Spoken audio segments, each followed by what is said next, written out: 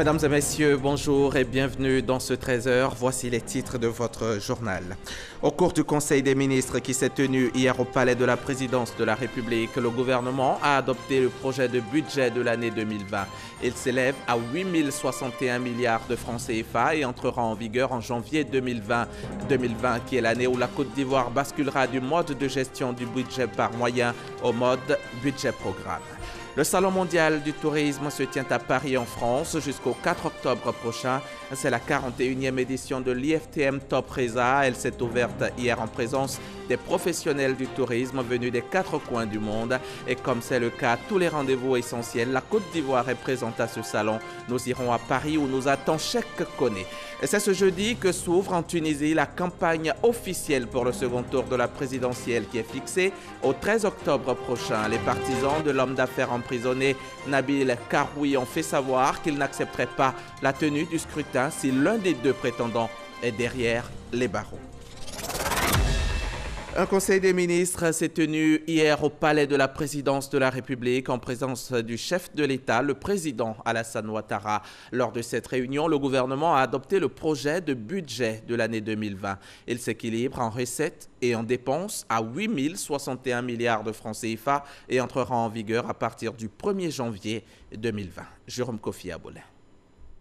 Le prix Borchamp du cacao fixé pour la campagne 2019-2020 à 825 francs CFA le kilogramme, c'est l'une des informations émanant du Conseil des ministres tenu ce mercredi au palais présidentiel sous la présidence, comme d'habitude, du chef de l'État, le président Alassane Ouattara. Un prix en augmentation quand on le compare à celui de la campagne précédente, il se dégage une hausse nette de 75 francs CFA. Le Conseil a été informé de la fixation du prix Borchamp du cacao pour la campagne 2019-2020, fixé à 825 francs CFA le kilogramme. Ce prix vient en nette amélioration par rapport au prix de l'année dernière qui était fixé à 750 francs CFA le kilogramme, soit une amélioration de 10%. Cet effort consenti par le gouvernement à l'attention de nos parents, les paysans, se fait dans un contexte où les cours mondiaux sont marqués par une tendance fortement baissière. Au cours de cette réunion, on a également parlé d'état civil. Au titre des projets de décret, il en ressort que des bureaux d'état civil vont être créés. Le Conseil a adopté un décret fixant les modalités d'application de la loi du 19 novembre 2018 relative à l'état civil. Ce décret organise en application de la loi sur l'état civil les modalités de création des bureaux d'état civil ainsi que des points de collecte communautaires. Il définit les procédures de nomination ainsi que les missions des agents de l'état civil et des agents de collecte communautaire. Il précise en outre les compétences des chefs de mission diplomatique, des chefs de poste consulaire et des chefs de contingent de militaires et marins en mission à l'étranger, ainsi que des personnes habilitées à les suppléer en matière de recueil et d'enregistrement des faits d'état civil. Ce décret affine par ailleurs la nomenclature des registres d'état civil et confie l'exclusivité de la confection à l'imprimerie nationale en vue d'assurer leur uniformité sur l'ensemble du territoire national, ainsi que dans les circonscriptions d'état civil consulaire. Le Conseil des ministres ce jour a été aussi l'occasion de dévoiler le budget de l'année 2020, un budget qui, en charge et ressources, s'équilibre à 8 061 milliards de francs CFA. Particularité, on passe de l'état de budget moyen à l'état de budget programme structuré en 35 dotations. À la différence de la budgétisation basée sur les moyens qui était appliquée depuis les indépendances, 2020 consacrera en effet le basculement en mode budget-programme qui matérialisera la mise en œuvre effective de la deuxième génération des réformes initiées par l'UEMOA dans la gestion des finances publiques. Cette nouvelle approche de budgétisation privilégie un cadre programmatique pluriannuel associé à des objectifs en vue d'atteindre des résultats prédéfinis, mesurable par des indicateurs de performance annuels qui favorisent la responsabilisation des acteurs et le renforcement du contrôle. Élaboré sur la base de cette nouvelle approche, le budget de 2020 est structuré en 35 dotations et 149 programmes budgétaires logés au sein des institutions et des ministères. Il s'équilibre en ressources et en charges à 8 061 milliards de francs CFA et enregistre une progression de 9,9% par rapport au budget 2019, dont le montant était de 7 334,3 milliards de francs CFA. Par ailleurs, on retient que le président de la République, Alassane Ouattara, se rendra prochainement dans la région du Hambol. Selon le Conseil des ministres, il s'agit d'une visite d'État qui va se dérouler dans le mois de novembre prochain. Elle vient pour juste un rappel après celle qui a eu lieu récemment dans la région d'Unzi, plus précisément du 25 au 28 septembre dernier. Voilà pour le compte-rendu du Conseil des ministres. C'était donc hier au Palais de la Présidence de la République. Après ce Conseil des ministres, en fin d'après-midi, le président Alassane Ouattara a reçu les médiateurs des pays membres de l'Union économique et monétaire ouest-africaine. La rencontre a porté sur l'apport des institutions de médiation au bon fonctionnement de l'UEMOA. Le témoignage de Mahama Traoré. Comment traiter efficacement les saisines relatives à l'application des directives et actes de l'UEMOA? C'est sur cette problématique que les médiateurs des 8 pays membres de l'UEMOA ont planché 3 jours durant à la faveur d'un atelier sous-régional tenu à Yamoussoukro. C'est justement la résolution de cet atelier qu'ils sont venus partager avec le président en exercice de l'UEMOA, le président Alassane Ouattara. Le président étant le président en exercice de la conférence des chefs d'État et de gouvernement de l'UEMOA, nous sommes venus pour donc le féliciter, le remercier pour l'action déterminante qu'il mène à la tête de l'UEMOA en tant que président de la commission de la conférence des chefs d'État et de gouvernement. Aussi, nous avons partager avec lui les conclusions et les recommandations issues de nos assises tenues à Yamoussoukro. Nous avons recueilli ces conseils et ces orientations. Nous sommes sortis satisfaits, rassurés pour l'accomplissement donc de nos missions, chacun dans nos pays respectifs.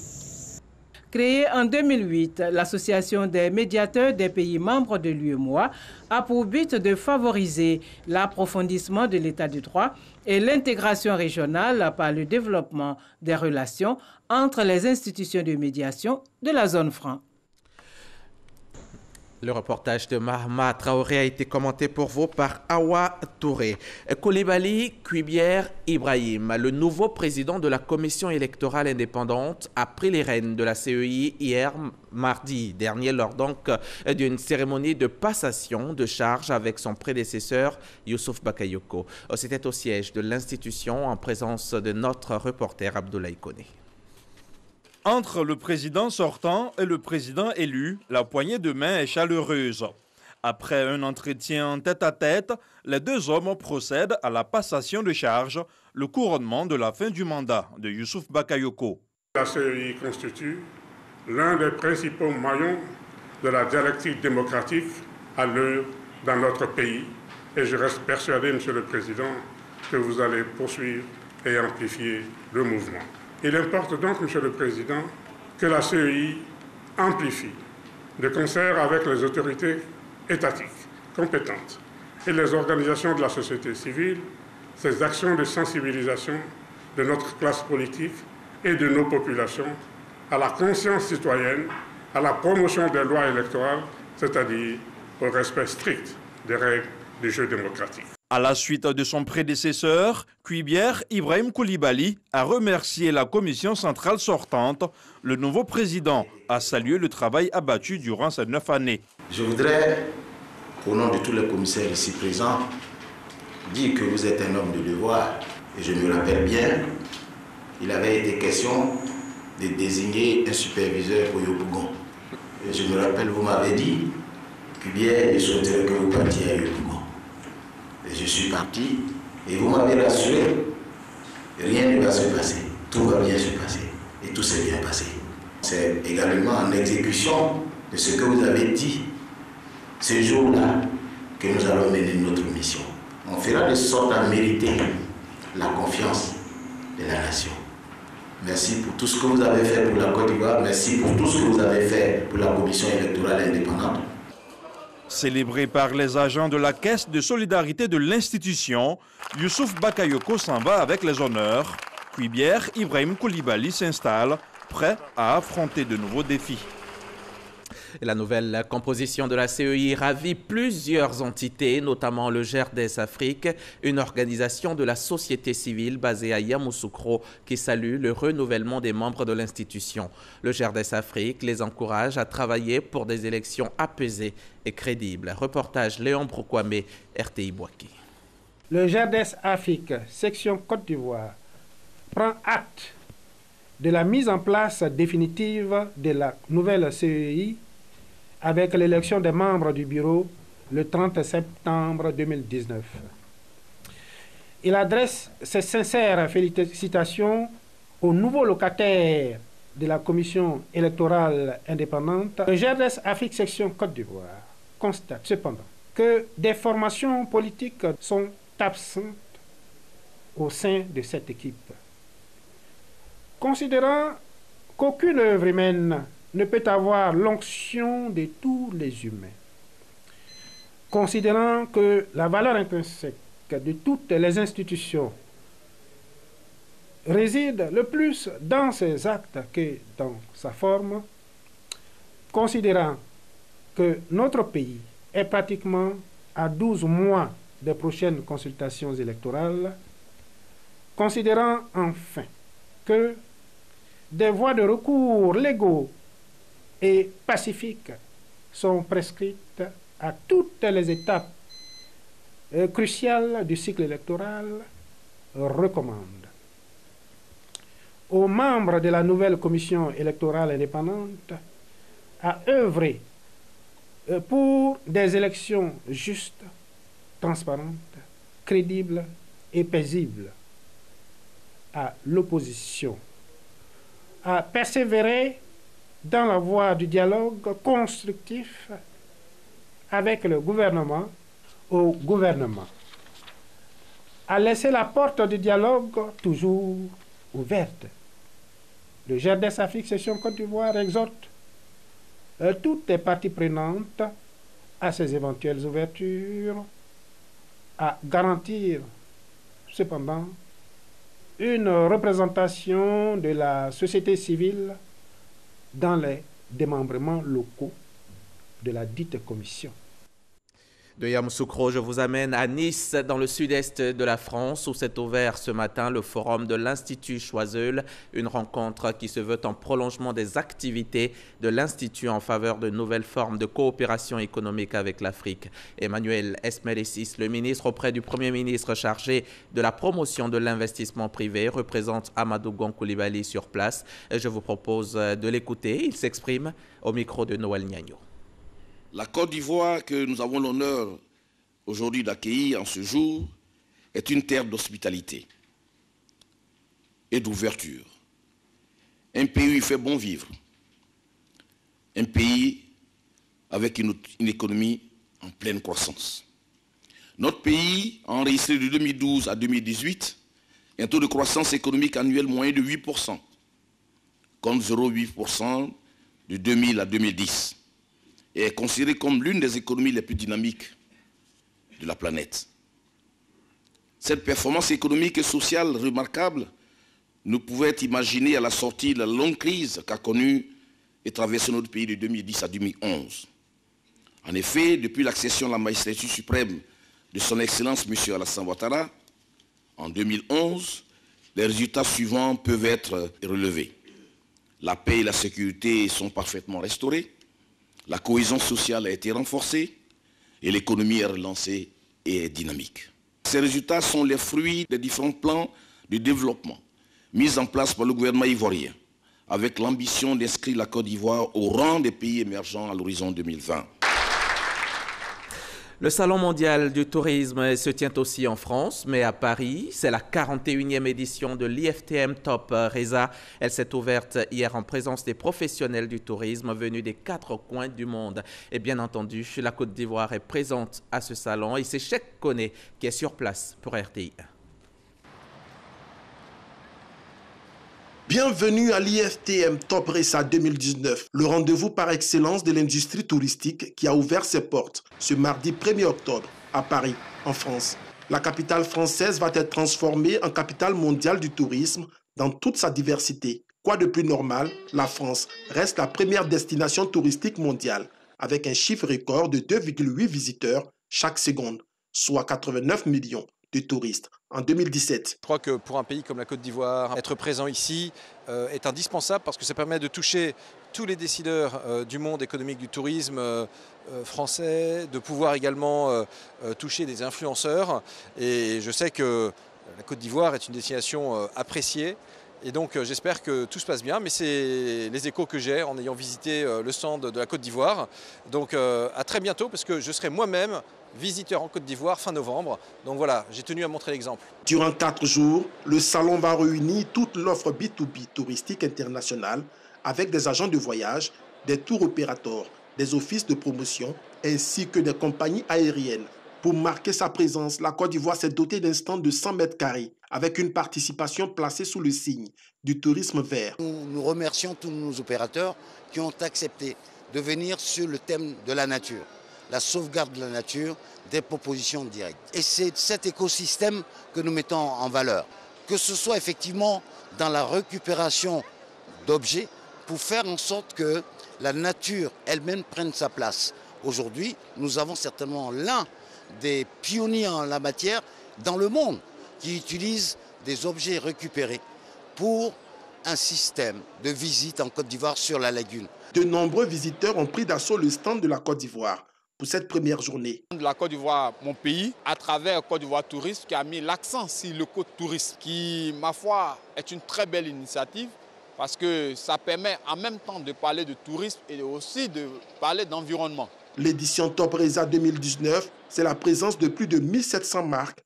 34 000 professionnels, la tenue de 150 conférences, le tout sur 33 000 mètres carrés. L'Indonésie est le pays à l'honneur du salon pour la seconde année consécutive. On revient en Côte d'Ivoire, à Korogo, au nord du pays, zone fortement touristique qui abrite en ce moment un partage d'expériences en matière de développement rural entre la République de Corée et les organisations agricoles. L'objectif étant d'améliorer durablement les revenus des exploitants agricoles, notamment les producteurs de riz, de maraîchers et de mangue. Suivons la correspondance d'Ami Sissoko. Contribuer à la réduction de la pauvreté rurale et stimuler la croissance économique dans les régions de la Bagoué, du Poro, du Tchologo, du Ambol et de Gbeke. C'est la mission du programme d'appui au développement des filières agricoles, PATFA. Les filières agricoles visées par ce programme mis en place par le gouvernement sont le riz, les produits maraîchers et la mangue. Les agriculteurs de ces filières bénéficieront désormais de l'appui technique et financier du PATFA. Au niveau de la production, il nous faut vraiment une formation parce qu'il y a des nouveaux systèmes d'irrigation qui sont là, qui peuvent beaucoup nous aider. Nous en avons besoin. Nous avons les anciennes techniques de production de riz. Au fur et à mesure que vraiment le monde évolue, il y a toujours de nouvelles techniques. Il s'agit d'intervenir sur l'ensemble de la chaîne des valeurs des différentes filières, c'est-à-dire depuis la production, les activités post-récolte, les activités de transformation, les activités de commercialisation, pour que la sécurité alimentaire soit garantie. Pour leur faire adopter de nouvelles techniques, les organisations professionnelles agricoles OPA sont outillées à Korogo. Le partage d'expériences est assuré par la République de Corée à travers son programme Saemol Yudong. Un programme qui prône le développement rural et le changement de mentalité pour une vie meilleure. Le problème ici, c'est que les gens, il y a beaucoup de projets qui arrivent, mais ils n'arrivent pas à s'approprier du projet. C'est comme si le projet arrivait et ça partait. Donc nous ne souhaitons pas que PATFA soit comme ça. Nous souhaitons que PATFA soit vraiment un projet qui puisse permettre aux producteurs de vraiment pérenniser leur production, mais aussi d'apprendre à travers ce projet pour pouvoir aller de l'avant. Après cette formation théorique, 15 membres des organisations professionnelles agricoles OPA se rendront en République de Corée, la 12e puissance économique mondiale, pour une formation pratique. Allons maintenant à Zambakro, cette localité du centre de la Côte d'Ivoire appartenant au district de Yamoussoukro. Sur place, à l'école des forces armées, vient de se tenir un exercice régional civilo-militaire de gestion des crises. Une rencontre qui a réuni officiers, élèves, sous-officiers et civils de tout l'espace CEDEAO. Un exercice qui a également fait du bien à notre reporter Kader Sogodogo. Des officiers, des élèves officiers, des civils de divers secteurs d'activité, au total 65 participants venus de l'espace CEDEAO participent à un exercice régional de gestion de crise. Une initiative de la Fondation Konrad Adenauer exécutée par l'ONG Artisans de Paix pour un plaidoyer social en abrégé APPS soutenu par OSIWA, Open Society Initiative for West Africa. L'objectif est de développer la culture de la paix à travers une synergie entre civils et militaires. En partant d'ici, il faut qu'ils aient les bons réflexes en se disant, oui, quand il y a crise, c'est l'affaire des militaires, mais ce n'est pas que l'affaire des militaires, c'est aussi l'affaire des civils. La Côte d'Ivoire qui abrite l'activité pour attirer toutes les opportunités qui en découlent. Vous aurez passé 3 jours à l'EFA avec le sentiment d'avoir participé, proposé des choses suffisamment importantes pour résoudre toutes les crises qui se présenteraient dans notre région. Après les travaux en salle, les participants seront soumis à des exercices de simulation sur des thématiques comme les attaques terroristes, les conflits militaro-politiques et les catastrophes naturelles. Le PNUD et le CNDHCI ont organisé récemment un atelier pour évaluer le mécanisme de collaboration dans le domaine de la protection et la promotion des droits de l'homme au sein des forces armées. Les deux instances ont également planifié les activités pour l'exercice 2020-2022. C'était dans la cité balnéaire de Grand Bassam les 25, 26 et 27 septembre dernier en présence de Salima Toudia. De 217 cas de radiation en 2017, on passe à 50 cas en 2018 pour violation des droits de l'homme par les éléments des forces armées. Ces chiffres sont en baisse grâce aux activités du mécanisme CNDH, FACI, PNUD pour la promotion et la protection des droits de l'homme.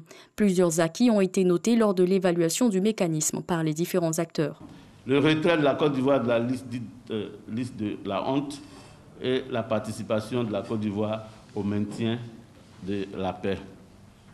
Comme difficulté, une insuffisance de moyens logistiques et financiers, des difficultés dans l'identification de certaines mises en cause du fait des sobriquets, des difficultés de coordination des actions des régions militaires. Le mécanisme reste fonctionnel, d'où la mise en œuvre du plan d'action 2020-2022. La promotion des droits de l'homme à travers les 4 régions militaires. Enfin, la dernière action du dernier axe, c'est organiser des ateliers bilan annuels d'évaluation des activités du mécanisme. L'implication des acteurs du mécanisme a été renforcée avec la formation au droit international des droits de l'homme et humanitaire. Le mécanisme devrait s'étendre à la gendarmerie, la police et aux douanes. Je vous invite à présent à prendre part à l'Assemblée générale élective de l'UVICOSI, l'Union des villes et communes de Côte d'Ivoire, avec à l'ordre du jour la présentation du nouveau bureau et le bilan à mi-parcours. C'était à la salle Emmanuel Diolo du district d'Abidjan au Plateau. Les précisions de Patricia Omouitia. Les maires de Côte d'Ivoire ont décidé de faire le bilan semestriel de l'ensemble de leurs activités, de mettre en place des commissions opérationnelles. Il s'agit également de présenter un nouveau budget et un nouveau plan d'action. J'ai saisi l'occasion de cette assemblée pour présenter un nouveau bureau, un nouveau budget et un nouveau plan d'action avec une matrice très claire de l'ensemble des actions que nous devons mener. En ce qui concerne principalement les rapports de l'UVICOSI et l'État, l'Union a estimé à 50 millions l'appui du gouvernement au titre de l'année 2019. La décentralisation est devenue un ministère à part entière et doit devenir une réalité dans la mise en œuvre des actions que nous voulons entreprendre pour nos populations, a fait savoir Dan Opoulin, qui s'est dit satisfait du bilan des 6 premiers mois de la nouvelle équipe. Le bilan est largement positif. Nous avons hérité de nombreuses ressources, d'un terrain. Nous voulons en faire la maison des municipalités. Nous voulons être le fer de lance de l'action du gouvernement sur le terrain. Et nous voulons aussi que les maires payent leurs cotisations pour montrer leur adhésion à la fêtière.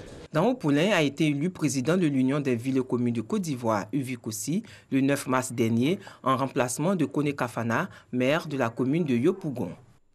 La rentrée des classes, c'était il y a quelques semaines, le 9 septembre dernier. L'ONG Education of Africa, œuvre donc pour une éducation de qualité. Elle vient d'offrir des centaines de kits scolaires aux élèves démunis du quartier Carrière de Yopougon, au grand bonheur de leurs parents. On en sait plus avec Théodore Zouzou et Ouattara Amadou Walter. Quartier Carrière, Yopougon. Ambiance particulière au domicile du chef ce matin. Les enfants du quartier reçoivent des kits scolaires. Une action de l'ONG Education of Africa qui vise à soutenir les parents démunis du quartier Carrière conformément à sa devise « L'éducation pour tous ». Notre choix s'est porté sur Carrière à cause de précarité. Nous nous sommes dit qu'il fallait venir en aide. Pour nous, l'éducation, c'est le socle de la vie. 315 kits scolaires des classes de la maternelle au CM2 d'un coût de 500 000 francs CFA. Un geste qui réjouit bénéficiaires et parents. Les sentiments sont des sentiments de joie. Beaucoup de parents sont démunis dans notre quartier. Donc c'est quelques livres et cahiers vont aider les parents. Nous les enfants du village Carrière de Yopougon, disons un grand merci à l'ONG Education of Africa pour ces kits scolaires qu'ils nous offrent. Nous promettons de travailler encore mieux à l'école. L'ONG Education of Africa forme les déscolarisés dans divers domaines d'activité et donne des cours d'alphabétisation aux femmes afin de leur donner des opportunités de se prendre en charge. L'éducation et le sport, c'est bien une combinaison qui marche. À Mankono, le tournoi des enfants de 7 à 15 ans, doté du trophée Dominique Ouattara, était également à sa 12e édition cette année. L'édition 2019 a connu son apothéose samedi dernier avec la finale qui a opposé Tanhoulé Milan AC à Kogolo FC. Un tournoi de football pour renforcer le vivre ensemble, la paix et la tolérance. Soro Corona. Apothéose du tournoi de football Children of Africa, doté du trophée Dominique Ouattara, première dame de Côte d'Ivoire dans la commune de Mankono. Après un mois de compétition, ce sont les formations de Kogolo en noir et Milan AC de Tanhoulé en bleu et blanc qui ont goûté aux délices de la finale. Parrain de cette compétition sportive, Vagbama Tambla, président de la mutuelle pour le développement de Mankono et du Béré. Il a invité la jeunesse de Mankono à promouvoir les valeurs de paix, de cohésion, du vivre ensemble, du travail bien fait. Des valeurs chères à la première dame Dominique Ouattara. Que cette jeunesse qui a un modèle devant, qui est la première dame elle-même, qui est aussi le président de la République lui-même. C'est ce modèle que nous avons, modèle de tolérance, modèle d'abnégation, modèle de travail, modèle d'inclusion et puis modèle d'amour. On dit Dieu est amour. Et c'est ce message que nous devons lancer à notre jeunesse, de cultiver, de travailler dans ce sens-là, parce que le travail, toutes les régions conviennent, est un acte d'adoration. Après le conseil d'usage et le coup d'envoi, les 22 acteurs se sont lancés à l'assaut des Dames Coupes. Dès l'entame du match, les joueurs en noir vont imposer leur fraîcheur physique à leurs adversaires. Cette pression sera fructueuse sur un coup de pied arrêté. Le capitaine de Kogolo prend à défaut le gardien des Bleus et Blancs. Le coup de sifflet final intervient sur ce score de 1-0 pour Kogolo. Pour cette édition 2019, 60 localités ont participé à ce tournoi. Cette compétition est réservée aux enfants, dont l'âge varie entre 7 et 15 ans. Un mot de l'actualité hors de nos frontières. C'est ce jeudi matin, 3 octobre, que s'ouvre en Tunisie la campagne officielle pour le second tour de la présidentielle. Le scrutin fixé au 13 octobre verra s'affronter l'université Arcaïs Sayed et l'homme d'affaires emprisonné Nabil Karoui. Les partisans de ce dernier ont fait savoir qu'ils n'accepteraient pas la tenue du scrutin si l'un des deux prétendants est derrière les barreaux. Avant de nous quitter, sachez que le Premier ministre Amadou Gon Coulibaly est arrivé ce jeudi matin à Guiglo. Le chef du gouvernement entame ainsi une visite de travail de 3 jours dans les régions du Cavali et du Guémont. L'objectif est de rassurer les populations quant au déploiement du programme social du gouvernement. Le chef du gouvernement procédera d'ailleurs cet après-midi même au lancement des travaux d'extension du réseau électrique de la ville de Guiglo. Fin de cette édition. Merci de l'avoir suivi. Elle est à revoir sur les www.rti.ci. Je serai encore ici demain à 13h sur la chaîne qui rassemble.